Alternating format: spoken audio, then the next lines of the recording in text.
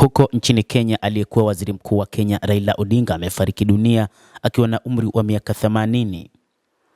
Odinga alifariki siku ya Jumatano alipokuwa akipokea matibabu katika hospitali moja nchini India. Katika wiki za hivi karibuni kumekuwa na uvumi kuhusu afya yake, ingawa wanafamilia na washirika wa kisiasa walipuuza ripoti zinazodai kuwa alikuwa mgonjwa. Mhamasishaji wa kisiasa na nguli katika siasa za Kenya, Raila Omolo Odinga aligombea urais mara 5 bila mafanikio. Alikataa matokeo kila mara nyingi akisema kwamba ushindi ulikuwa umeibiwa kutoka kwake. Alithibitishwa na mahakama ya juu zaidi nchini Kenya baada ya uchaguzi wa mwaka 2017 alipobadilisha ushindi wa Uhuru Kenyatta na kuamuru uchaguzi mpya ufanyike.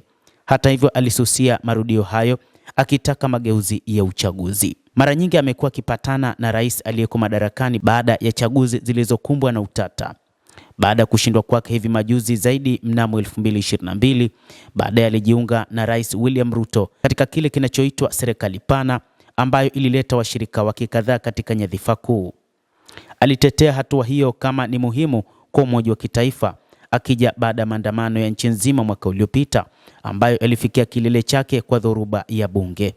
Makumi ya waandamanaji waliuawa katika makabiliano na maafisa wa usalama. Wafuasi wake walimuita baba, agwambo, sheria ya Mungu na tinga, kwa maana trekta iliyotolewa kutoka kwa alama ya chama chake wakati wa uchaguzi wa mwaka 1997.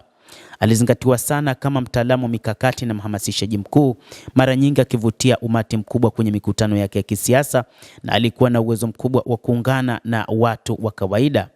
Atakumbukwa kwa kupigania uhuru wa kidemokrasia na haki za kibinadamu bila kuyumbayumba. Alikuwa mfungwa wa kisiasa wa zamani na anashikilia rekodi ya kuwa mfungwa aliyetumikia kifungo cha muda mrefu zaidi nchini Kenya.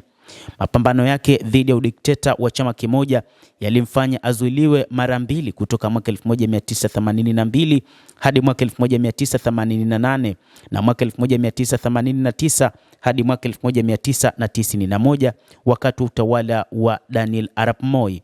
Awali alifungwa kwa kujaribu kufanya mapinduzi mwaka wa 1982 ambayo ilimpelekea kwenye hatua ya kitaifa. Endelea kuwa nasi mtazamaji wa The World News, tutaendelea kukujuza mengi yanayojiri wakati huu baada ya tangazo lililotolewa na serikali juu ya kifo cha Raila Odinga aliyewahi kuwa waziri mkuu katika taifa la Afrika Mashariki la Kenya. Usisahau kulike, kucomment na kusubscribe channel yetu hii. Mimi ni Adam Hussein, endelea kuwa nasi wakati wote.